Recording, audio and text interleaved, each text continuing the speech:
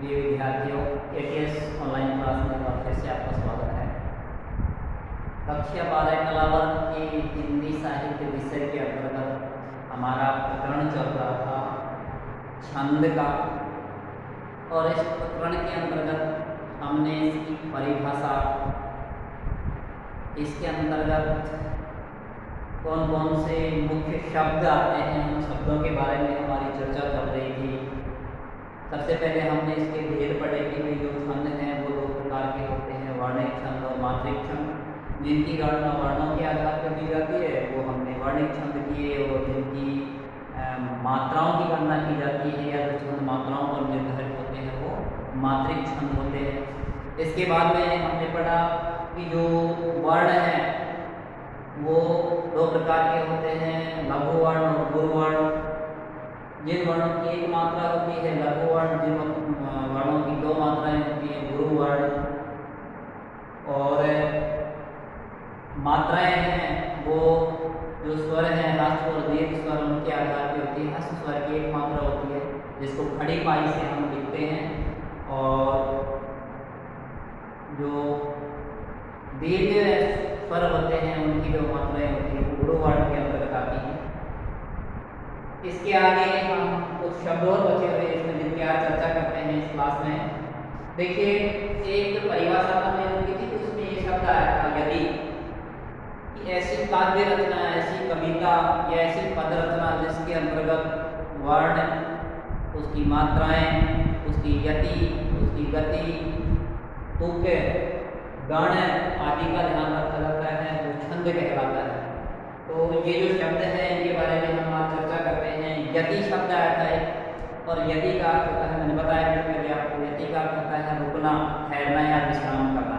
जैसे हम गद्य के अंतर्गत कोई भी वाक्य लिखते हैं तो उस वाक्य में हम कहीं थोड़ी देर के लिए ठहरते हैं, कहीं अधिक देर के लिए ठहरते हैं और कहीं पूर्ण रूप से रुक जाते हैं। तो उसके लिए हम विराम चिन्हों का प्रयोग करते हैं। अल्प विराम है, अर्ध विराम है, और जहाँ पूर्ण रूप से रुक जाते हैं तो पूर्ण विराम होता है। ऐसे ही जो छंद है उसमें भी हमें निश्चित स्थान पर रुकना पड़ता है, जिसे हम किस नाम से जानते हैं, यति के नाम से जानते हैं। और यति का अर्थ होता है रुकना या ठहरना।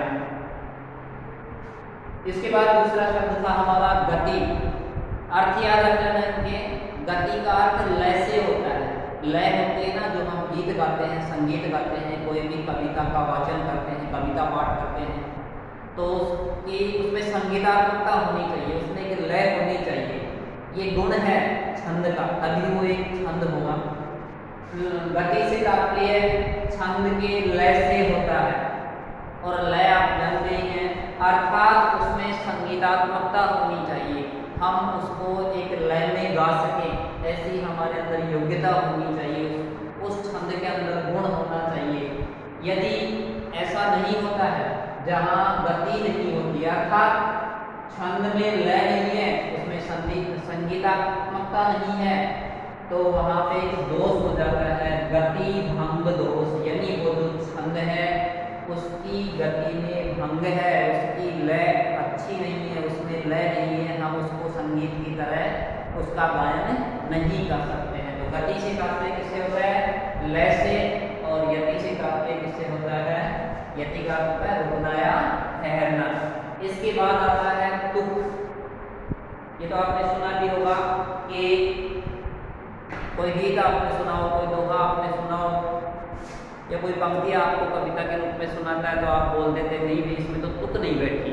क्या बोलते हैं, तुक नहीं बैठी। यहाँ तुक से तात्पर्य क्या है, तो तुक से तात्पर्य यह है कि जो भी छंद होते हैं, जो भी कविता है, जो भी काव्य है, उसके प्रत्येक चरण के अंत में जो ध्वनि होती है, चरण के अंत में जो ध्वनि होती है, उस ध्वनि में समानता होनी चाहिए, वो ध्वनि एक जैसी होनी चाहिए। पहले चरण के अंतिम वर्ण की ध्वनि दूसरे चरण के अंतिम वर्ण के समान अगर है तो बोल देंगे भाई इसमें तुक है, और अगर समान नहीं है तो बोल देंगे इसमें तुक नहीं है। तो यहाँ तुक से तात्पर्य क्या है, तो छंद के प्रत्येक चरण के अंत में, छंद के प्रत्येक चरण के अंत में ध्वनि में समानता होती है, जिस तुक कहते हैं, ध्वनि में समानता होती है। मान लो ये दो चरण है, मान लो पहला और दूसरा, ये दोनों चरण है, तो अंतिम जो वर्ण है इनकी ध्वनि में समानता कहते हैं, और ध्वनि नहीं है समानता यहाँ पे, लेकिन समानता अगर होती तो क्या कहते भाई, तुक है इस छंद में। अब यदि चरण के अंत में ध्वनि में समानता होती है तो वो तुकांत छंद होता है। छंद के प्रत्येक चरण के अंत में जो वर्ण है उनकी ध्वनि में समानता है तो वो होते हैं तुकांत छंद, यानी उस छंद के अंत में क्या है, तुक है। और अगर ध्वनि में समानता नहीं है तो हम उसको कह देते हैं अतुकांत छंद, यानी वो जो छंद है उस छंद के प्रत्येक चरण के अंत में जो वर्ण है उनमें तुक नहीं है तो अतुकांत छंद हो, या तुक होती है तो वो तुकांत छंद है। इसके बाद है हमारा चरण या पद।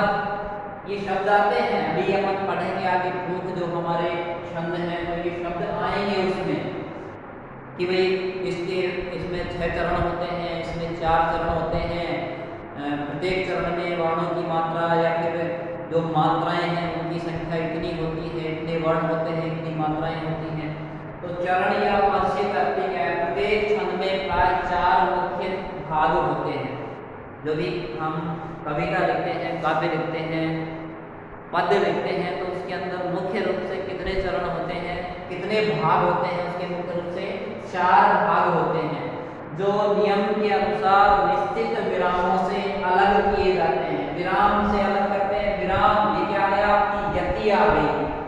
जैसे भाई मैंने आपको पहले उदाहरण दिया है, उदाहरण के यह तन जिसकी बेलरी गुरु अमृत की खान, शीश दिए जो गुरु मिले तो भी सस्ता जान। यह तन जिसकी बेलरी, इसके बाद विराम है, कोमा है, यह तन जिसकी बेलरी गुरु अमृत की खान, उसके बाद पूर्ण विराम है। 2 चरण हो गए। तीसरा चरण शीश दिए जो गुरु मिले, फिर विराम आएगा, यति आएगी तो भी सस्ता जान और फिर पूर्ण विराम आ जाएगा। तो 4 चरण हो गए इसमें, और वो चरण किससे अलग किए जाते हैं, निश्चित विरामों से अलग किए जाते हैं। इन भागों को ही हम चरण, पद या पाद कहते हैं। यानी जो छंद है उसमें मुख्य रूप से कितने भाग होते हैं, 4 भाग होते हैं, और वो प्रत्येक भाग निश्चित विराम चिन्हों से या यदि के द्वारा अलग किए जाते हैं, जिनको हम चरण भी कहते हैं, पद भी कहते हैं, या पाद शब्द से भी इसको संबोधित करते हैं। यानी अर्थ तीनों का क्या है, एक ही है। तो हमने देखा इसमें यदि जहाँ छंद के चरणों में निश्चित स्थान पर हम विराम लेते हैं तो वो क्या होती है, यति होती है। गति यानी जो छंद है उसमें संगीतात्मकता होनी चाहिए, उसमें एक लय होनी चाहिए, हम उसको एक सुर में गा सकें, ऐसी उसके अंदर योग्यता होनी चाहिए। अगर ऐसा नहीं होता है, गति नहीं होती है तो गति भंग दोष होता है। तो छंद के प्रत्येक चरण के अंत में जो ध्वनि है उसमें समानता होती है।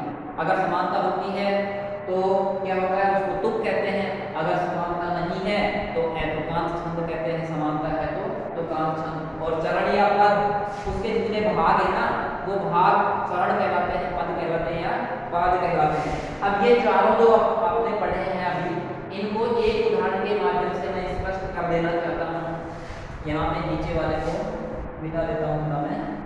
देखिए एक अपन उदाहरण लेते हैं, उसमें ये चारों आपके समझ में आ जाएंगे। यह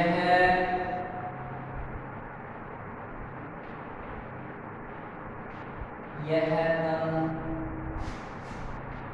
जिसकी बेलरी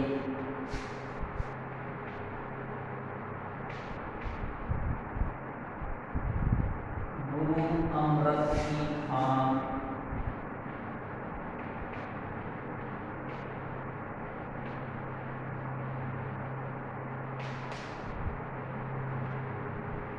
शीश दिए जो गुरु मिले,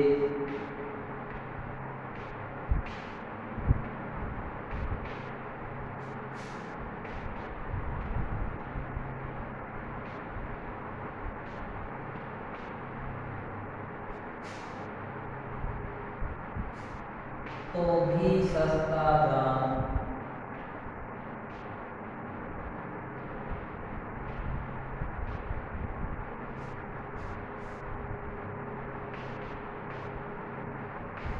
ये उदाहरण लिखा है अपन ने कि यह तन विष की बेगरी, गुरु अमृत की खान, शीश दिए जो गुरु मिले तो भी सस्ता जान। अब देखिए यदि उदाहरण ले रहा हूँ कि चारों के अच्छे से समझ में आ जाएगा। यदि का अर्थ क्या होता है, निश्चित स्थान पर रुकना पड़ता है। यहाँ देखिए यह तन विष की बेगरी, यहाँ पे ये रुके हैं हम थोड़ी देर के लिए।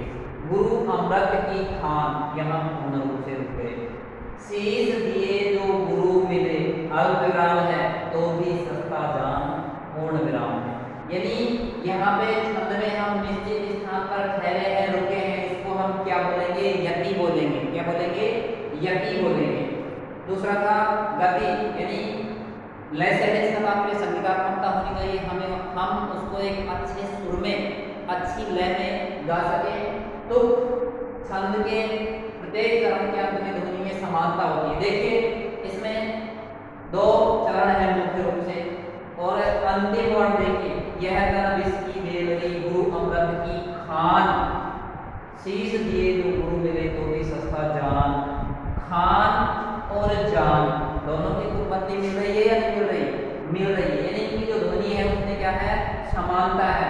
तो ये कैसा छंद हो गया, तुकांत छंद हो गया। यानी इस छंद के चरण के अंत में जो वर्ण है उन वर्णों की ध्वनि में क्या है, समानता है। तो ये तुकांत छंद हो गया। अगर यहाँ पे समानता नहीं होती तो वो क्या हो जाता, तुकांत छंद हो जाता।